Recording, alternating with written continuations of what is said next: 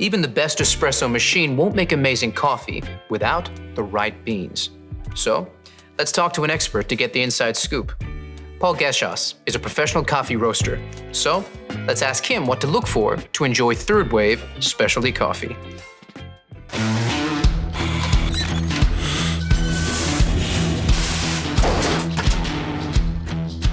Well, it starts with freshness, but you don't want too fresh.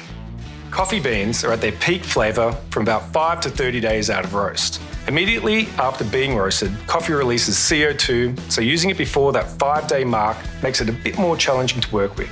Once the beans are older than about 30 days, volatile aromatics start to fade, so the coffee loses the best parts of its character. Coffee beans of different origins, roast profile and age all need optimal temperatures to bring out their best. 93 degrees Celsius is a great starting point to understand the flavour potential of any coffee. Coffees from South American origins, such as Brazil, are generally lower in acidity, rounded and sweet with a medium to heavy body.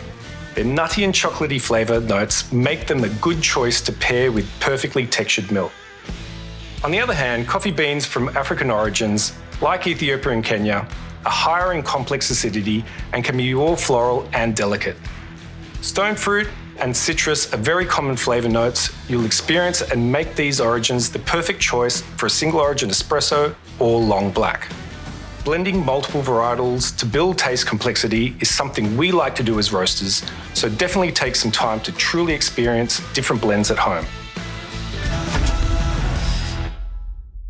There it is, straight from an expert.